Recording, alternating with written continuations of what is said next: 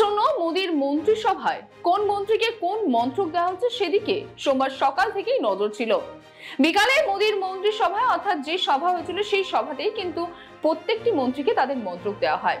তবে বিশেষ মন্ত্রী যে 4টি পদ রয়েছে সেই মন্ত্রী কিন্তু বিজেপি নিজের আয়ত্তে রাখছেন, কোনো রকম কোনো পরিবর্তন হচ্ছে না। যার মধ্যে রয়েছে স্বরাষ্ট্রমন্ত্রী, প্রতিরক্ষা মন্ত্রী, বিদেশ মন্ত্রী ও অর্থমন্ত্রী। তার পাশাপাশি পরিবর্তন হচ্ছে না বেশ কিছু মন্ত্রীর, অর্থাৎ বেশ কিছু পদে যে পদগুলিতে তারা আগেও ছিল এবং এবছর যে নতুন সরকার শুরু হচ্ছে 3বারের মতন যে প্রধানমন্ত্রীর বিজেপি সরকার এনডিএ সরকার শুরু হচ্ছে সেই মন্ত্রিত্বে কিন্তু তারা থাকছেন। যার মধ্যে রয়েছে পীযূষ গোয়াল, তার মধ্যে রয়েছে ধর্মেন্দ্র প্রধান, তার মধ্যে রয়েছে নীতিন গাডকারি। প্রথমে শুরু করব মন্ত্রী দিয়ে। স্বরাষ্ট্রমন্ত্রীত্বের পদে কিন্তু ছিলেন অমিত শাহ। তিনি কিন্তু স্বরাষ্ট্রমন্ত্রী পদে ছিলেন।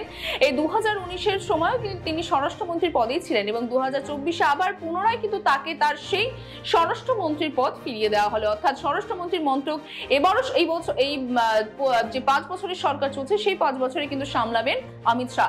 তারপরে চলে আসবে প্রতিরক্ষা মন্ত্রী। প্রতিরক্ষা মন্ত্রীর দায়িত্বে কিন্তু আবারও ফিরিয়ে দেওয়া হলো রাজনাথ সিং। রাজনাথ সিং কিন্তু 2019-এর মোদী সরকারের সময় তাকে কিন্তু প্রতিরক্ষা মন্ত্রীর যে দায়িত্ব সেই দায়িত্ব দেওয়া হয়েছিল এবং আবারও সেই প্রতিরক্ষা মন্ত্রীর দায়িত্ব ফিরিয়ে দেওয়া হলো রাজনাথ সিংকে।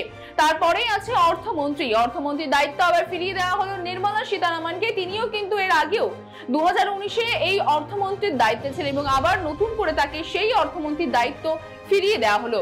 তারপরে আছে বিদেশ মন্ত্রীর দায়িত্ব কিন্তু আবার ফিরিয়ে দেওয়া হলো এস জয়শঙ্কর। তিনি 2019-এও তিনি বিদেশ মন্ত্রীর দায়িত্বে ছিলেন এবং আবারও সেই বিদেশ মন্ত্রীর দায়িত্ব তাকে ফিরিয়ে দেওয়া হলো।